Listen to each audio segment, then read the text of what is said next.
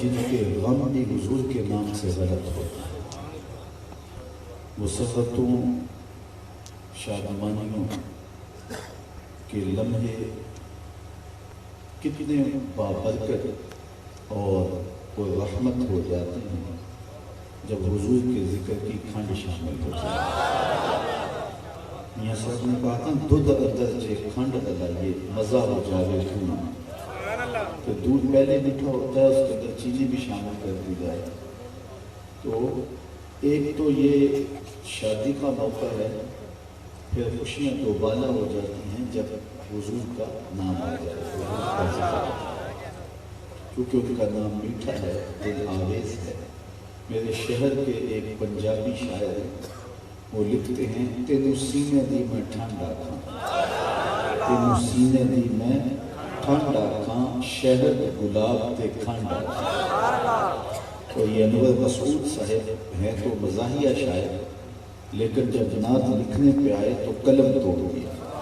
ان کا نام لبوں پر آئے میٹھا میٹھا منہ ہو جائے، سبحان اللہ۔ ان کا نام لبوں پر آئے میٹھا میٹھا منہ ہو جائے، ان کے بول بہاروں جیسے اور اصحاب ستاروں جیسے، ان سا پیارا اور نہ کوئی، ان سے بچھڑ کے لکڑی روئی، جب وہ سیر کو جایا کرتے سر پہ بادل سایہ تھا۔ تو اہل ایمان کو حضور کا ذکر قلب روح کی تسکین اور قرار دیتا ہے، اور اہل ایمان اس ذکر سے راحت پاتے ہیں۔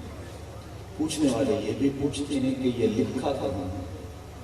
ہمارے علماء محققین دلائل کے انبار لگا دیتے ہیں، لیکن میں اپنے سادہ لہجے میں کہا کرتا ہوں کیا حضور کے ذکر کے لیے بھی دلیل چاہیے؟ کبھی ایسا ہوا ہے کہ پھولوں کا تذکرہ چھڑا ہو اور بلبل کہے کہاں لکھا ہے؟ بات شمع کی ہو رہی ہو اور پروانہ دلیلیں ڈھونڈ رہا، اور یہ بھی ممکن نہیں کہ بات سرکار مدینہ کی ہو رہی ہو اور امتی کو دلیل چاہیے۔ محب کے لیے اس سے بڑا سرمایہ کوئی نہیں کہ کوئی اس کے محبوب کا ذکر چاہیے۔ آیت ذکر نعمان لنا فإن ذکرہ والمسک ما کررتہ یتزفر۔ امام شافعی علیہ رحمہ فرماتے ہیں میرے ممدود کی باتیں چھڑو، میرے محبوب کا ذکر کرو، ان کا تذکرہ ایسی کستوری ہے تم جوں سے چھیڑتے جاؤ گے خوشبو پھیل بھی چلی جائے۔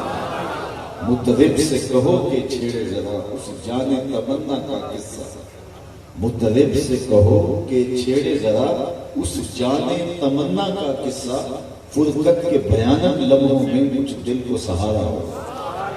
یقیناً ان کا نام قرار قلب ہے، تسکین جان ہے، اور جب کسی کے لبوں پہ اس نام کا چراغاں ہوتا ہے تو سارے اندھیرے مٹنے لگ جاتے ہیں۔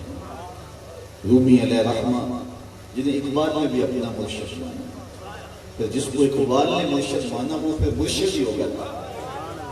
آج کل کے جو تیور ہیں وہ تو بڑے عجیب ہیں، لوگ ہم سے پوچھتے ہیں جناب کسی نے دھکا دیا تھا تو میری بیعت ہو گئی تھی۔ میاں وہ کیسی بیعت ہے اور وہ کیسا مرشد جو دل بھر ہی نہ ہو، جو ہے وہ دل اسے دے بیٹھے جو دل بھر بھی نہ ہو، تو وہ کیسے مرشد ہے؟ اقبال نے ایسے رومی کو پیر نہیں مان لیا، ایک زندگی سوچا سمجھا، اسی کشمکش میں گزری میری زندگی کی راتیں، کبھی سوز و ساز رومی کبھی پیچ و تاب رازی۔ اقبال کہتا کبھی میں سوچتا کہ میرا پیر امام فخر الدین رازی ہونا چاہیے، کیونکہ فلسفی تھے، تو رازی علیہ رحمہ جب بات کرتے ہیں تو دلائل کی بات بتا دیتے، تو دل ادھر مائل ہوتا کہ مرشد یہ ہونا چاہیے، بات کو دلیل سے کرتا۔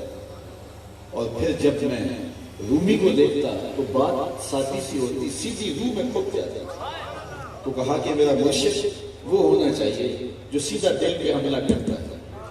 تو ایک عمر سوچتا رہا، اسی کشمکش میں گزری میری زندگی کی راتیں، کبھی سوز و ساز رومی کبھی پیچ و تاب رازی۔ پھر ایک موقع آیا، اقبال نے فیصلہ کیا، نئے مہرہ باقی ہے نئے مہرہ بازی، جیتا ہے رومی ہارا ہے رازی۔ اقبال نے رومی کو اپنا پیر مان لیا، اور رومی علیہ رحمہ کا انداز کیا ہے؟ سادہ، دل نشین، تمثیل سے بات کرتے ہیں اور بہت بڑی حقیقت چند جملوں میں سمجھانے کا فن جانتے ہیں۔ تو وہ اس حقیقت کو کتنی خوبصورتی سے بیان کرتے ہیں کہ کسی نے گزرتے ہوئے دیکھا مجنوں کو کہ وہ کتے کے پاؤں چوم رہا ہے، اللہ اکبر، ریت کے اوپر لیلا لیلا لکھ رہا ہے۔ پوچھا کیا کہہ رہا ہے؟ گفت مشق نام لیلا می گنم خاطر خود را تسلی می کہا، کہنے لگا اپنی محبوبہ کا نام لکھ لکھ کے دکھی دل کو قرار دے دیا۔ تو رومی سے نتیجہ نکالتے ہیں اگر لیلا کا نام مجنوں کو تسکین دیتا ہے تو حضور کا نام امتی کو تسکین نہیں دیتا۔ اور میں تو کہا کرتا ہوں میں خانہ سہارا دیتا ہے نہ جام سہارا دیتا ہے، ہم کو تو مدینے والے کا ایک نام سہارا دیتا ہے۔ ٹھنڈ پڑ جاتی ہے سینے میں جب کسی کے لبوں پہ اس نام کا چراغ ہوتا ہے، اور اگر کسی کو حضور کے نام سے تسکین نہیں پہنچتی تو پھر وہ اپنے اندر اترے، اندر کی کائنات لٹ گئی۔ شیخ مہدی الفاسی مطالع المسرات شرح دلائل الخیرات میں لکھتے ہیں حضور کا ذکر سن کر جس شخص کے کلیجے میں ٹھنڈ نہیں پڑتی اس کے سینے میں دھڑکنے والا دل کسی مومن کا دل ہی نہیں ہے۔ یہ ہو ہی نہیں سکتا کہ ان کا ذکر ہو اور قلب کو قرار نہ پہنچے۔ تو ہم خوشی میں ہوں، ہم غم میں ہوں، ہمیں حضور کا نام اچھا لگتا ہے۔ ظفر اسے آدمی نہ جانی چاہے جتنا بھی ہو صاحب فہم ہو سکا، جسے عیش میں یاد خدا نہ رہی، جسے عیش میں خوف خدا نہ رہی۔ عیش کی زندگی ہو یا تیش کا موقع ہو، خوشی کا موقع ہو یا مرحلہ غم ہو، جو رب کو بھول جاتا ہے، اس کے رسول کو بھول جاتا ہے، اس کے پلے کچھ بچ جاتا ہے۔ وہ رسمن کلمہ پڑھ رہا ہوتا ہے، کسی شخص کا پتہ ہی تب چلتا ہے جب اسے خوشیاں ملے، اور یا اس کا پتہ تب چلتا ہے جب اسے غم پہنچے۔ مجھے بتاؤ کہ یہ صاحب جنہوں نے آج مجھے بلایا ہے، میرے سے ان کا روحانی ربط قائم ہوا، تو آج انہوں نے شادی کے موقع پہ مجھے بلایا ہے، میں چلا آیا۔ اگر اللہ نہ کرے کوئی صدمے کا موقع ہو اور میں بن بلائے بھی آ جاؤں تو یہ میرا ایک فرض بنتا ہے، اگر میرے پاس فرصت ہو تو اس موقع پہ یہ مجھے دعوت بھی دے، جناب اس موقع صدمہ پہ، غم کے اس مرحلے میں آپ گھر سے بتائیے، ضرور آئیے، تو میں آ جاؤں۔ لیکن جب ان کی شادی ہو تو یہ مجھے یاد بھی نہ کرے، تو میرے دل میں بھی آئے گا کہ میں غموں کے لیے رکھا گیا ہوں، خوشیوں میں مجھے یاد کیوں نہیں کیا۔ یاد غم کے وقت تو ہم شریعت کے مستحبات پہ بھی عمل کریں۔ میں آپ سے ایک سوال کرتا ہوں کہ جو مرنے والا شخص ہے اس کو سفید رنگ کا کفن دیا جاتا ہے، کبھی آپ نے دیکھا ہو کہ اس کو سیاہ رنگ کا کفن دیا گیا ہو، کبھی سرخ رنگ کا کفن دیا گیا ہو، کبھی اور کسی سبز رنگ کا، نیلے رنگ کا کفن دیا گیا ہو؟ آپ علماء سے پوچھئے، یعنی مزدبر ہستیاں بیٹھی ہیں، کہ کسی رنگ کا کفن دینا جائز ہے۔ آپ سرخ رنگ کا کفن دے دیں، آپ نیلے رنگ کا کفن دے دیں، آپ سیاہ رنگ کا کفن دے دیں، جائز ہے، لیکن سفید رنگ کا کیوں دیا جاتا ہے؟ اس لیے کہ میرے حضور نے فرمایا کہ اپنی مسجدوں کو سفید رنگ سے زینت دو اور اپنے مردوں کو کفن سفید رنگ سے دو۔ تو سفید رنگ کا استحباب ہے، اور میں نے آج تک کسی کو استحباب بھی چھوڑتے نہیں دیکھا کہ چلو کوئی بات نہیں ہے، مستحب بھی ہے نا، تو دوسرے رنگوں کا کفن بھی تو جائز ہے۔ تو میں نے مرگ کے موقع پہ کسی کو استحباب بھی چھوڑتے نہیں دیکھا، لیکن جب شادی کا موقع ہو پورا دین چھوڑ دیا جاتا ہے۔ تو مجھے آپ غم کے موقع پہ بلائیں اور خوشی سے نہ بلائیں تو میں کہوں گا کہ تم نے مجھے سمجھا کیا ہے؟ یار شریعت غموں کے لیے ہے، خوشی کے وقت شریعت کو چھٹی دے دی۔ کسی شخص کا پتہ ہی کب چلتا ہے جب سر پہ سیرا سکتا ہے، وہ آمنہ کے لال کو یاد رکھتا ہے۔ وہ خوشی کا موقع ہو یا مرحلہ غم ہو، ہر موقع پہ شریعت کو یاد رکھنا یہ زندگی ہے، اور یہ حضور کے پیار کی علامت ہے۔ اور میں کہتا ہوں خوشیاں دوبالا ہوتی ہیں جب حضور کا نام لیا جائے، برکتوں کے قافلے اترتے ہیں جب حضور کا نام لیا جائے۔ میں نے آپ کے سامنے جو آیت کریمہ تلاوت کی ہے اس کے مضمون پہ غور کیجئے۔ میں زیادہ دیر آپ سے مخاطب نہیں رہنا، لیکن آپ کی توجہ کا میں ضرور طالب رہوں گا.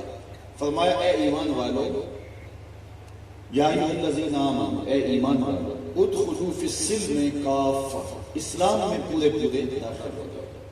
اسلام میں داخل ہونے کی دعوت ان کو دی جا رہی ہے جو پہلے سے ایمان والے ہیں. جو اس پنڈال میں موجود نہیں ہیں ان کو تو کہا جا سکتا ہے نا کہ جو باہر ہیں وہ اندر آ جائیں. تو جو پہلے سے بیٹھے ہوئے ہیں ان کو کہا جائے جو بیٹھے ہیں وہ اندر آ جائیں. تو یہ عجیب بات لگی.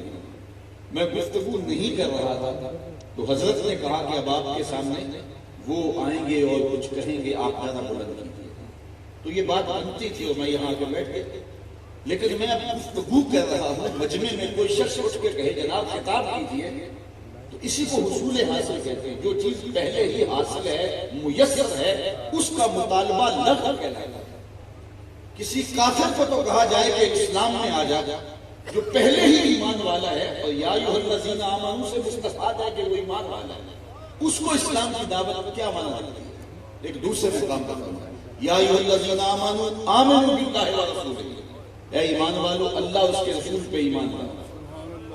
تو وہاں ایمان والوں کو ایمان لانے کی تلقین کی گئی، اور یہاں جو ہے وہ ایمان والوں کو اسلام میں داخل ہونے کی تلقین کی گئی. تو اس کا کیا معنی ہے؟ اس پر علماء نے بہت کچھ لکھا اور بہت کچھ کہا جا سکتا ہے، لیکن جو اس کا شان نزول ہے اس کو سمجھ لینے سے اس آیت کی منشا سمجھ میں آئی. اور وہ یہ ہے کہ اللہ کے محبوب جب مکے سے ہجرت فرما کے مدینہ تشریف لائے تو حضور کا آنا کوئی معمولی نوعیت کا تھا نہیں. حضور آئے تو پھولوں میں رنگ آ گیا، کلیاں چٹکنے لگی، گنچے مہکنے لگے، ناگہاں ساکن ہواؤں پر روانی آ گئی، اور چمن کے پتے پتے پر جوانی آ گئی. ایک عجیب رنگ تھا، طالع البدر علینا کے نغمے میں. مورخ اسلام فی جلندری نے کیا نقشہ کھینچا.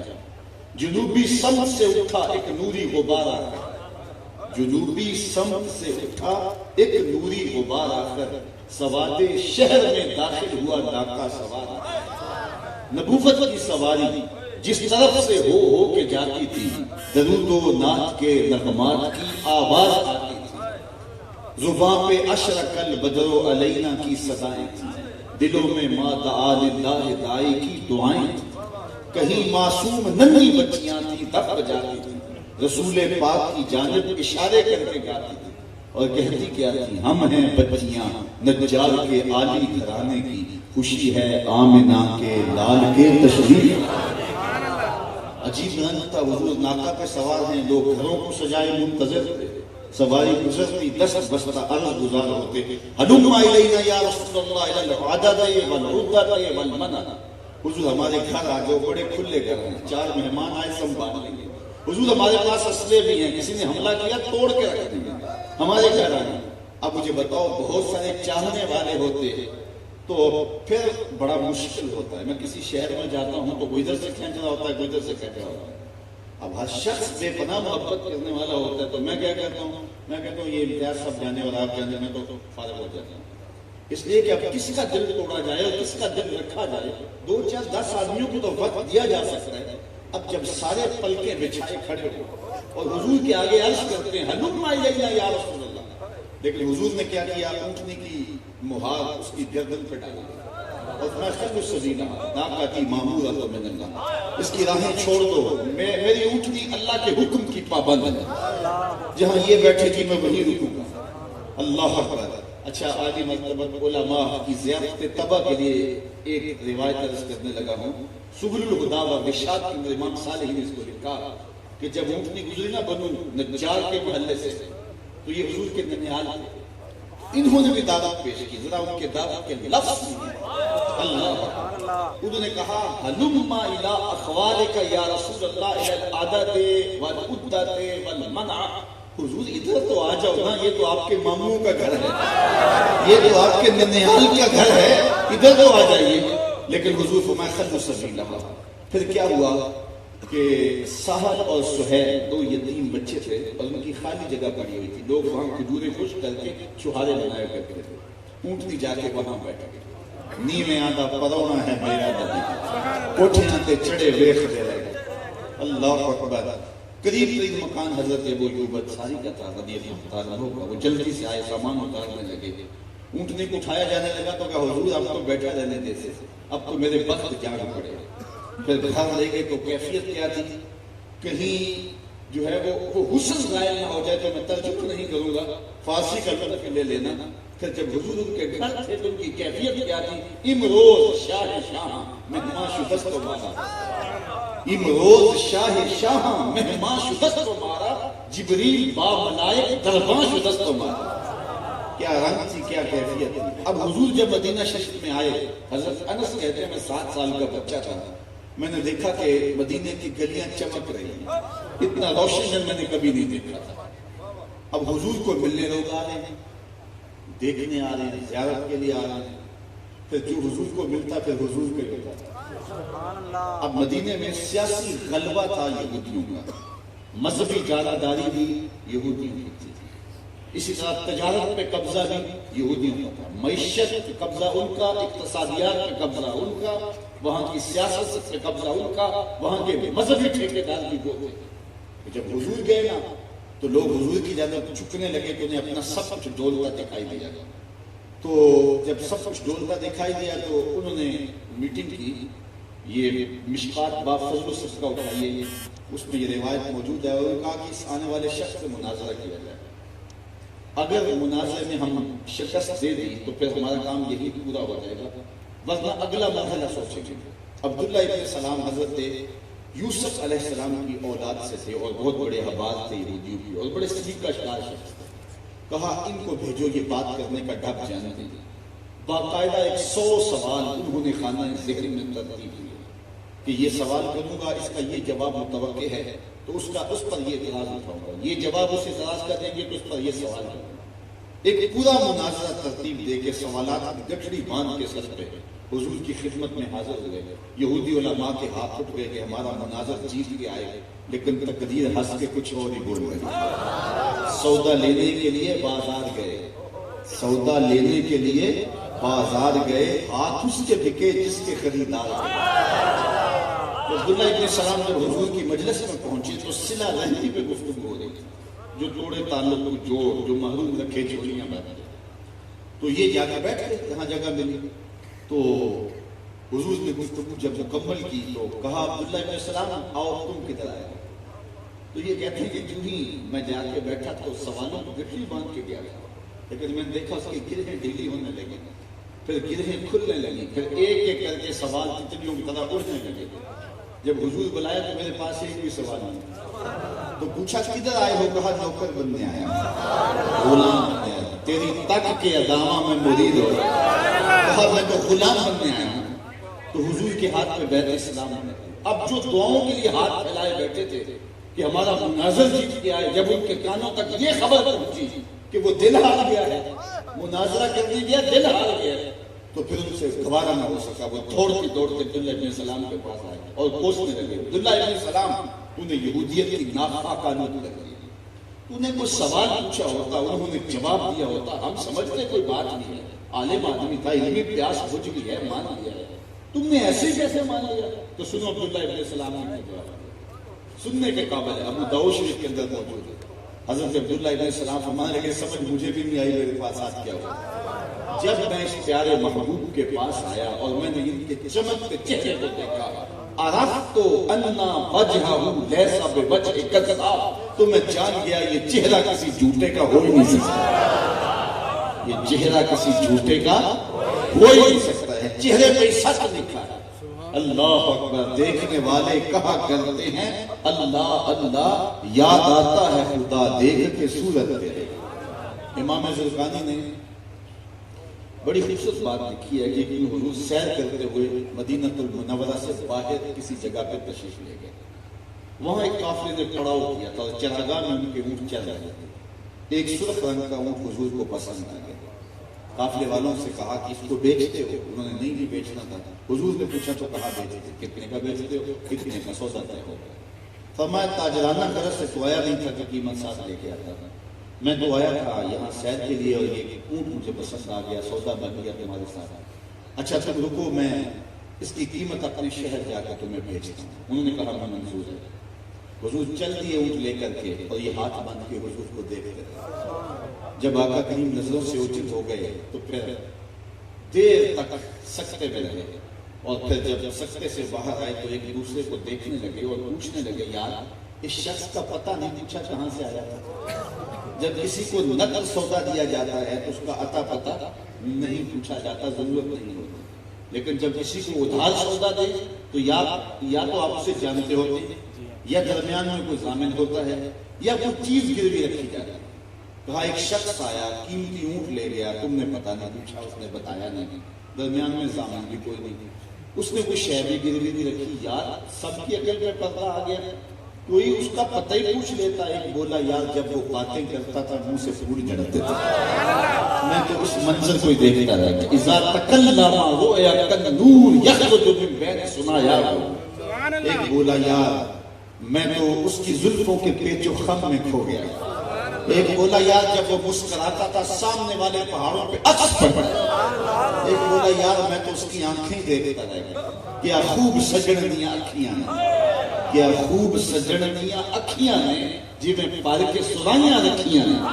کیوں اجے میرا یار نہیں ڈٹھا، جن ویک کے چند شرم آوے، ادھی راتی دن چڑھ جاوے، جیو وقت نکاب اٹھاوے، کہ جیو نکلے سیر کرن تختی لکھ لکھ جاوے، جے ہاتھ پھلاں وچ رکھدا ہاتھ پھلاں تو ود جاوے، نین نشیلے مست رسیلے وچ سونا کجل سہاوے، اکھ اگڑے تے انج پیا جاپے جویں میں خانہ کھل جاوے، توبہ توبہ حسن سجن دا چال نہ چکی جاوے، جے کھولے پیٹ زلف دے اتے راہی راہ بھل جاوے، جے کھولے پیٹ زلف دے راہی راہ بھل جاوے۔ علم خدا نے اینا دتا عقلاں وچ نہ آوے، عقل خدا نے اینی دتی علماں وچ نہ آوے، کی اعجاز نظر وچ اودی جو آوے وک جاوے، خلق اودے نے مولے دنیا کوئی بدلائی جان بچاوے، اعظم ایڈا سونا ماہی سنو کدرے نظر۔ کہا جو بھی ہوا تم اس کے حسن میں کھو گئے اور وہ قیمتی اونٹ ہتھیا کے لے گئے، اب وہ نہیں آئے گا۔ تو جب انہوں نے کہا اونٹ ہتھیا کے لے گئے، اگلی بات سننے والی ہے۔ حضرت امام زرقانی کہتے ہیں کہ جب انہوں نے کہا کہ وہ قیمتی اونٹ اپنے حسن کا جادو جگا کے تم سے ہتھیا کے لے اڑا، تو قافلے کے سردار کی بیوی نے خیمے کا پردہ سرکایا اور ان سے مخاطب ہو کے کہا، آنا ضامنۃ لسامان جمالکم لا یغدلکم، خبردار اس کے خلاف کوئی بات کی تھی، اگر وہ قیمت نہ دینے آیا تو میں ضامنہ ہوں، میں قیمت دے دوں گا۔ انہوں نے کہا اچھا تم سے جانتی ہے؟ کہا واللہ میں بھی نہیں جانتی۔ تو کہا پھر ضامن کیوں بن گئی؟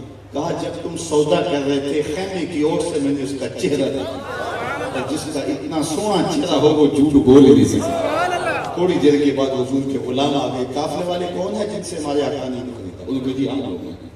تو کہا کہ حضور نے یہ کھجوریں بھیجی ہیں تمہاری ضیافت کے لیے، اور یہ تمہاری رہی قیمت۔ انہوں نے کہا قیمت تو ہم بعد میں لیں گے، ہم تو خود بک گئے۔ اب وہ پیارا رہتا کہاں ہے؟ تو کہا یہ نخلستان جو نظر آ رہا ہے مدینہ کا، یہی ڈیرا ہے اس محبوب کا۔ زرقانی لکھتے ہیں اس وفد کا نام تھا وفد طارق۔ یہ سارا کا سارا اٹھا اور حضور کے قدموں میں بیٹھ گیا، تیری تک کے عطاواں میں مرید ہو گیا۔ تو حضور علیہ السلام کو جو ہی دیکھا حضرت عبداللہ ابن سلام نے تو کہا، جب میں نے اس محبوب کا چہرہ دیکھا، عرفت ان وجهه ليس بوجه الكذاب، یہ چہرہ جھوٹے کا ہو ہی نہیں سکتا۔ اب عبداللہ ابن سلام چونکہ بڑے اہم آدمی تھے، ان کا ایمان لانا کوئی معمولی بات نہیں تھی، وہ اسلام لائے تو ابن یامین بھی آئے، ابن اسید بھی آئے، اور بھی لوگ آئے۔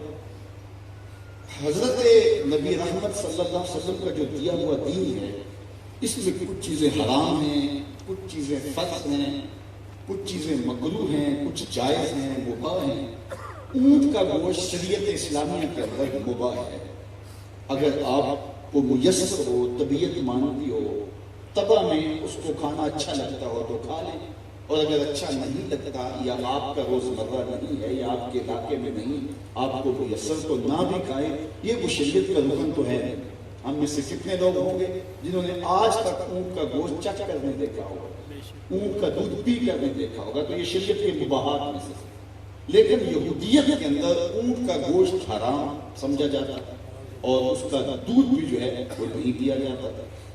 تو حضرت عبداللہ ابن سلام جب اسلام لائے، ان کے ساتھ اسلام لائے، تو انہوں نے مطالعہ کیا اسلام کا، تو سمجھ آئی کہ اسلام میں اونٹ کا گوشت مباح ہے، کوئی فرض اور واجب نہیں ہے۔ انہوں نے یہ سوچا کہ چونکہ جس دین میں اتنا وقت گزار کے آئے ہیں یہودیت میں، بچپن، لڑکپن، جوانی، اب سننے کو غلط، تو وہاں ساری زندگی اونٹ کا گوشت کھایا نہیں، تو ویسے اس سے تباہ میں کراہت پیدا ہو گئی ہے، تو اب ایسے کریں گے تو اونٹ کا گوشت نہیں کھاتے۔ ہاں اگر واجب ہوتا، فرض ہوتا تو پھر ہم ضرور کھاتے۔ تو حضرت عبداللہ ابن سلام نے اور ان کے ساتھیوں نے میسر ہونے کے باوجود بھی اونٹ کا دودھ اور گوشت استعمال نہیں کرتے تھے، ترک کرتے تھے۔ اب یہ جو آیت کریمہ میں نے آپ کے سامنے تلاوت کی ہے، یہ تب نازل ہوئی، اس کے اولین مخاطبین حضرت عبداللہ ابن سلام تھے اور ان کے اصحاب تھے۔ یا ایھا الذین آمنوا ادخلوا فی السلم کافۃ، اے ایمان والو آئے ہو تو پھر پورے ہو جاؤ۔ یہ نہیں ہوگا کہ پچھلے دینوں کے رسوم کو بھی سینے سے لگاؤ اور اسلام بھی تمہارا ساتھ ساتھ چلتا رہے، ایسا نہیں ہوگا۔ یا ادھر کا ہونا ہوگا یا ادھر کا ہونا ہوگا۔ اس چمن میں پیرو بلبل ہو یا تلمیذ گل، اس چمن میں پیرو بلبل ہو یا تلمیذ گل، یا سراپا نالا بن جا یا نوا پیدا نہ۔ تو یہ نہیں ہوگا کہ اس دین کی بھی کچھ رسمیں سینے سے لگا لو اور اسلام کی کچھ چیزیں بھی سینے سے لگا لو، ایسا نہیں۔ اسلام چاہتا ہے میرا ماننے والا سر سے لے کر پاؤں تک میرا ہی ہو، پھر وہ کسی اور سمت نظر اٹھا کر کے نہ دیکھے۔ تو یہ شان نزول سے ہمیں سمجھ میں آئی کہ اسلام بطور مذہب کتنی غیرت رکھتا ہے اور اپنے ماننے والوں کو کس قدر پابند کرتا ہے اپنے مباحات پر بھی عمل کرنے میں۔ اور عبداللہ ابن سلام ان کے صحابہ کو کہا گیا کہ اور کوئی اونٹ کا گوشت کھائے نہ کھائے کوئی قدر نہیں ہے، لیکن تمہیں کھانا پڑے گا۔ کیوں؟ اس لیے کہ یہودیت کی رسوم کا تم اسلام میں رہ کے لحاظ رکھنا چاہتے ہو، لہٰذا جب آئے ہو تو تمہیں اونٹ کا گوشت کھانا پڑے گا۔ تو اس سے ہمیں سمجھ آ گئی کہ اسلام کیسا دین ہے۔ وہ کہتے ہیں کوئی میرا ہو رسمیں اوروں کی، یہ کیسے ہو؟ کوئی اسلام کا دامن خالی ہے کہ زندگی گزارنے اور خوشیوں اور غم کے موقع پر اور رسوم کو سینے سے لگائے؟ تم ہوتے کون ہو؟ جب اسلام لائے ہو تو آدھا تیتر آدھا بٹیر میں چلے گا، پھر سر سے لے کر پاؤں تک تم محمد عربی کے غلام ہی دکھائیے۔ تمہاری شادیاں بھی، تمہارے بیاہ بھی، تمہارے عقیقے بھی، تمہارے ولیمے بھی۔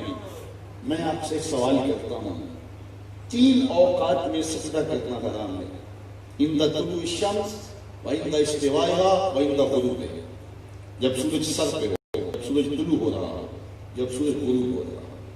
کیوں؟ اس لیے کہ جو سورج کو پوجنے والے تھے وہ ان اوقات میں سورج کو سجدہ کرتے تھے۔ ہمارا خدا طلوع ہو رہا ہے، اب چوبند پہ ہے، اب ڈوبتا ہے، جاتے ہوئے سلامی پیش کرتا، اب رب نہیں گوارا کرتا جب سورج پرستوں کے سر جھکے ہوں تمہارے سر جھکے۔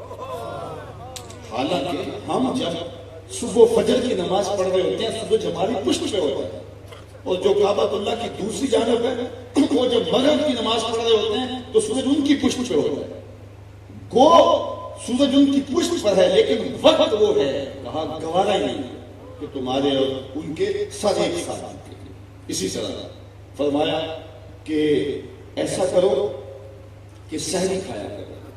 یہود بھی روزہ رکھتے لیکن سحری کے بغیر رکھتے، تم سحری کھایا کرو، اس میں برکت رکھی گئی ہے۔ اچھا وہ دیر سے روزہ کھولتے ہیں، تمہیں حکم دیا گیا تاجیل الافطار، تم جلدی روزہ کھولو تاکہ ان کے روزہ رکھنے کے سٹائل میں اور روزہ کھولنے کے سٹائل میں فرق پڑ جائے۔ قرآن میں کتنی بار آپ پڑھتے ہو وَرْكَعُوا مَعَ الرَّاكِعِينَ، رکوع کرنے والوں کے ساتھ رکوع کرو۔ یہ بھی تو کہا جاتا ہے وَاسْجُدُوا مَعَ السَّاجِدِينَ، سجدہ کرنے والوں کے ساتھ سجدہ کرو۔ علماء کہتے ہیں اس لیے کہ جو اہل کتاب کی نماز تھی اس میں رکوع نہیں تھا، وہ قیام سے سیدھا سجدے میں جاتے تھے، اس لیے تمہیں رکوع والی نماز دی گئی تاکہ تمہارے اور ان کی عبادت کے سٹائل میں بھی فرق ہو جائے۔ حضور جب مدینے تشریف لائے عاشورے کا روزہ رکھتے تھے وہاں یہود، تو فرمایا یہ کیوں رکھتے ہیں؟ کہا کہ اس دن قبطیوں سے نجات حضرت موسیٰ علیہ السلام کو ملی تھی۔ فصام رسول اللہ وامر بصیامہ، حضور نے خود بھی روزہ رکھا اور صحابہ کو حکم بھی دیا، اور ساتھ یہ بھی فرمایا اگلے سال انشاءاللہ ہم 7، 9 کا یا 10 کا ملائیں گے۔ کیوں؟ روزہ تو عاشورے کا ہے، ایک دائیں یا بائیں ملا کر کے ہم ان سے اور اپنے سے اپنے درمیان فرق واضح کرنا چاہتے ہیں کہ وہ ایک رکھتے ہیں تو ہم 2 رکھیں گے، ہماری ان کی مشابہت پیدا کریں۔ داڑھی سارے رکھتے تھے اس وقت، یہ تو بعد میں جو ہے وہ ایک بہت بڑا رواج بن گیا۔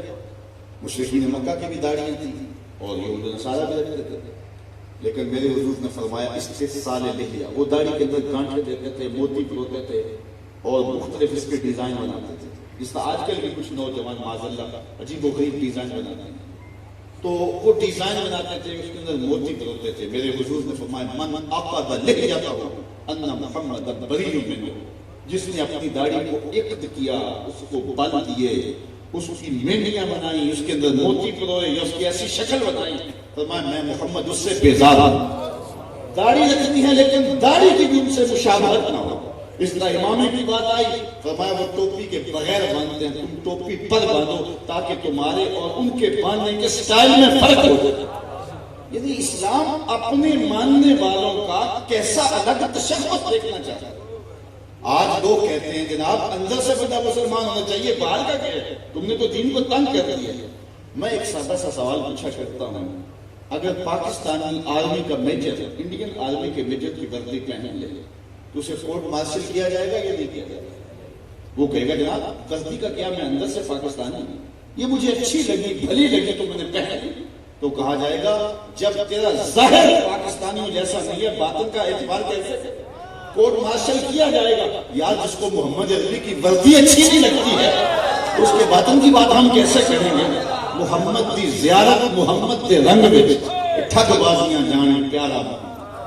اپنی طرز زندگی، اپنے معاشرت، اپنا انداز حیات، اپنی رسوم و رواج حضور کے بتائے ہوئے طریقوں کے مطابق ہو، شادی ہو، ولیمہ ہو، عقیقہ ہو، کوئی بھی مرحلہ زندگی ہو، خوشی کا موقع ہو، مرحلہ غم ہو، ظفر سے آدمی نہ جانیے، چاہے جتنا بھی ہو صاحب فہم و ذکا، جسے عیش میں یاد خدا نہ رہی، جسے تیش میں خوف خدا نہ رہی۔ تو خوشی کا موقع ہو یا مرحلہ غم ہو، شریعت بیضا کے بتائے ہوئے طریقوں کو ہی روحوں میں اتارنے کا نام دین ہے۔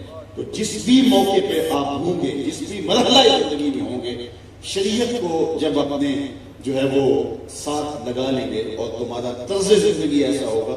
میرے استاد کو فرمایا کرتے تھے یہ نہ ہو کہ لوگ تمہیں پوچھیں تم کون ہوتے ہو اور تمہیں بتانا پڑے کہ ہم مسلمان ہوتے ہیں۔ صاحب نہ کسی کو پوچھنا پڑے نہ تجھے بتانا پڑے کہ پاسپورٹ پیش کرو، یہ دیکھو مذہب کے خانے میں اسلام لکھا ہے۔ آپ فرمایا کرتے تھے صاحب کسی کو پوچھنا بھی نہ پڑے، تمہاری وضاحت طرز زندگی اور انداز معاشرت ایسا ہو، تم دور سے چلے آ رہے ہو، لوگ پہچان کے کہیں وہ دیکھو آقا کا غلام۔ میرے والدہ گرامی سے کسی نے کہا کہ آپ جس طرح کی شادیاں کروا رہے ہیں، کیونکہ وہ بہت زیادہ ان چیزوں کا اہتمام کرتے تھے، تو بارات جاری ہوتی ہے تو نہ کوئی ڈھول ڈمکا اور نہ کوئی جو ہے وہ ناچ گانا، کیونکہ تو لگتا ہی نہیں بارات کی، تو جنازہ لگتا ہے۔ تو فرمانے لگے کہ بارات جاری ہے، چلو کوئی بات نہیں، جنازہ لگتا ہے، مزہ تب ہے کہ جب جنازہ جا رہا ہو، عرش پہ دھومیں مچی ہوں، کسی دولہے کی بارات آتی ہے، اس انداز سے تمہارا استقبال ہو، تمہاری بارات لگے، اس دھج سے تم مقتل کی جانب جاؤ، اس انداز سے تم جاؤ کہ پتہ چلے کہ جو ہے وہ تمہاری بارات آ رہی ہے۔ تو سرخروئی سے کہتے ہیں، کامیابی سے کہتے ہیں۔ صاحبو یہ تھوڑی سی زندگی ہے، میں اور آپ موت کے گھاٹ اترنے والے ہیں، زندگی کی کاٹ چکے ہیں، کوئی 40 سال، کوئی 50 سال، کوئی 60 سال۔ خوش نصیب وہ ہے کہ جس نے زندگی اللہ اس کے رسول کے لیے گزارا، جس نے زندگی پر دیکھیے رات جتنی بھی لمبی ہو بالآخر تو کٹ جاتا ہے۔ میر تقی میر نے کہا تھا نا، وہ ریشموں کم خواب میں سرمست ہیں تو کیا ہوا، رات اس کی بھی کٹ گئی جو کہ وہ تھا، ننگا تھا، برہنہ تھا، سخت سردی تھی، بدن پہ زخم تھے، بخار میں مبتلا تھا، ریت پہ کسی نے پھینکا ہوا تھا، لیکن رات تو اس کی بھی گزر گئی۔ رات تو گزر جاتی ہے، زندگی کتنی بھی کٹھن ہو بالآخر بیت جاتی ہے، لیکن اس کا انجام کیا ہے؟ سرخروئی انجام پہ ہے۔ انما الاعمال بالخواتیم، اعمال کا دار و مدار خواتین پہ ہے۔ اس لیے یہ جو اللہ نے مہلت دی ہے زندگی کی، اس کو اللہ رسول کے نام لگا دو، پہچانے جاؤ کہ حضور والے ہیں، پہچانے جاؤ کہ مصطفیٰ والے ہیں۔ نور آنکھوں میں تو چہروں پہ اجالے ہوں گے، مصطفیٰ والوں کے انداز نرالا، انداز ہی بتائیں کہ یہ حضور کا غلام جا رہا ہے۔ بشر الکئیب بلقاء الحبیب، امام سیوطی کی مصنفہ ہے۔ ایک شخص بہت ہوا، نکیرین اسے سوال کرنے آئے تو اس کی داڑھی میں سرخ رنگ کی مہندی لگی تھی، تو نکیرین سوال پوچھنے لگے، دوسرے نے بازو سے پکڑ کر کہا اس سے سوال پوچھتا ہے، تجھے نظر نہیں آ رہا اس کی داڑھی میں اسلام کا نور چمک رہا ہے؟ تو اسلام کا نور ایسے اپنے اوپر طاری کرو کہ تمہاری وضع بتائے کہ تم حضور کے نوکر ہو۔ تو یہ زندگی مختصر زندگی ہے، آج موقع ہے، وقت پر کافی ہے، ایک قطرہ بھی آب خوش ہنگام کا، جل گیا جب کھیت برسا نہیں تو پھر کس کام کا۔ کل کا پچھتاوا تو میں نے پڑھا ہے نیکوکاروں کو بھی ہوگا، قیامت کے دن بدکار تو پچھتائیں گے نیکوکار بھی پچھتائیں گے۔ بدکاروں کا پچھتانا تو سمجھ میں آتا ہے، نیک کیوں پچھتائیں گے؟ جب اپنے اچھے اعمال کی جزا دیکھیں گے تو پچھتائیں گے، ہائے جو چند لمحے ضائع کیے کیوں ضائع کرے، کاش وہ بھی یاد الہی میں گزارا نہیں ہوتے۔ تو آج مجھے اور آپ کو اللہ نے یہ زندگی کی مہلت دی ہے، جو گزرے ہیں ایسے چٹکی بجاتے ہوئے گزرے، کل کی کہانی ہے، گلیوں میں کھیلتے تھے، آج یہاں پہ بیٹھے 60 سال گزار رہے ہیں، 50 سال گزار رہے ہیں، 40 سال گزار رہے ہیں، 100 سال گزار رہے ہیں، یہ کل کی کہانی ہے۔ یہ جو پاکستان بنتے ہوئے لوگ شامل ان سے پوچھو، وہ کہتے ہیں کل کی بات لگتی ہے، تو 70 سال بیت گئے، کل کی کہانی ہے، تو جتنے باقی ہیں وہ بھی بیت جائیں گے، تو کتنی اچھی بات ہے اس کو یاد خدا میں گزارا جائے۔ حضرت داتا گنج بخش علی حجویری کے شیخ کتنی کمال کی بات کہہ گئے، الدنیا یوم ولنا فیہا صوم، وہ کہتے ہیں دنیا ایک دن کی ہے، ہم روزہ رکھ کے گزاریں گے۔ تو آج لے ان کی پناہ، آج مدد مانگ ان سے، کل قیامت کو نہ مانیں گے اگر مان گیا۔ بازار میں کھڑا فقیر مجذوب رو رہا تھا، تو کسی نے روک کے کہا بابا انہوں نے تجھے تنگ کیا ہے، اذیت پہنچائی ہے؟ کہا نہیں، کوئی انہوں نے مجھے مارا نہیں ہے، لیکن ان کے رویے نے مجھے دکھ دیا۔ کہا کیا ہوا؟ کہا دنیا میں کھوئے ہوئے شخص تھے، رک گیا، انہیں کہا آؤ مالک کی دہلیز پہ چلیں، ایک آنسو سے سارے گناہ معاف کر، لیکن یہ میرا الٹا مذاق اڑانے لگے۔ اس نے تو کہا انہیں لے آ میری دہلیز پہ، لیکن یہ مانتے نہیں، وہ تو مانتا یہ نہیں مانتا۔ تو مجھے ان کے رویے پہ رونا آ گیا کہ سورج مغرب سے شروع نہیں ہوا، کرم کی برکھا برس رہی ہے، وہ کہتا لے آ میری دہلیز پہ، پچھلے گناہ بدل کے نیکیوں میں تبدیل کر دوں گا، لیکن یہ مان نہیں رہے، وہ تو مانتا یہ نہیں مانتے۔ مجھے دکھ آ گیا اس بات۔ خیر اگلے دن وہی شخص قبرستان کے قریب سے گزرا تو وہی بابا فقیر وہاں کھڑا ہو گیا۔ کہا عجیب شخص ہے، بازاروں میں بھی روتا ہے، قبرستانوں میں بھی روتا ہے، آج کیا مسئلہ ہے؟ کہا مسئلہ کل والا ہی ہے۔ کہا کیا ہوا؟ کہا کل ان سے مایوس ہوا تو آج ادھر نکل آیا، اور میرا آج پروگرام یہ ہوا کہ ان کی اور رب کی صلح کروا۔ تو کہا پھر آج کیا بنا؟ کہا آج یہ مانتے ہیں وہ نہیں مانتے، آج وہ مان رہا ہے، رحمت کے در کھلے ہیں، سورج مغرب سے نہیں چڑھا، صاحب آنا تو ہے ہی، پھر جو کفن میں منہ چھپا چھپا کے آتے پھریں گے، اچھا نہیں ہے کھلے منہ سے آ جائیں، پھر جو لوگ کندھوں پہ اٹھا کے لے جائیں گے، اچھا نہیں ہے اپنے قدموں سے چل کے چلے جائیں۔ اس کی رحمتیں آواز دے رہی ہیں، یا ایھا الانسان ما غرک بربک الکریم، او بھاگے ہوئے انسان آجا پلٹ کے، تیرا رب بڑا ہی کریم ہے۔ مجھے بتاؤ بھاگے ہوئے کو یوں بھی آواز دی جاتی، لیکن وہ کتنا کریم، ما غرک، تجھے کس چیز نے مغرور کیا؟ بربک الکریم، اس رب سے جو کریم ہے۔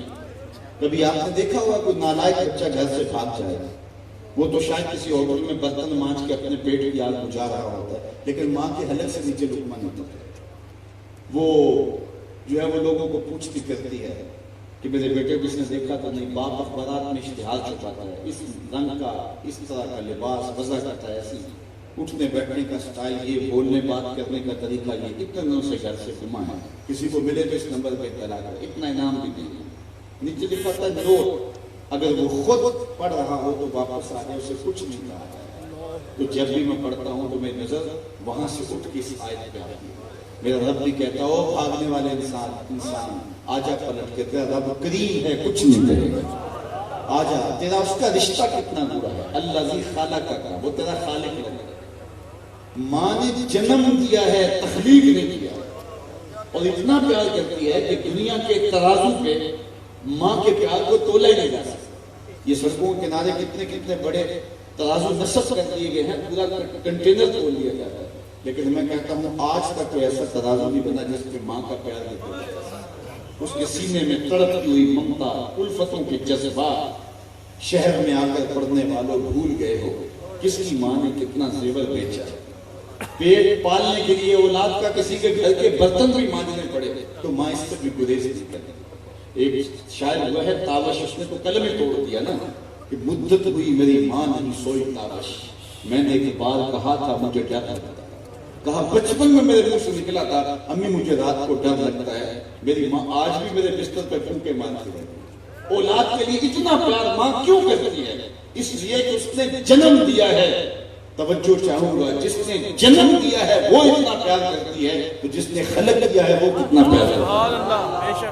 تو ماں کی گود چھوڑ کے بچہ بھاگ جائے تو ماں کہتے پتر اتنی ٹھنڈی چھاؤں کہیں نہیں ملے گی، آجا پہلے۔ مالک بھی کہتا او بھاگنے والے آجا کرم، آجا میری دہلیز پہ، تیرا رب بھی ہوں، کریم بھی ہوں، تیرا خالق بھی نہیں بتا، آجا تیرے پچھلے گناہ بھی معاف کر دوں گا۔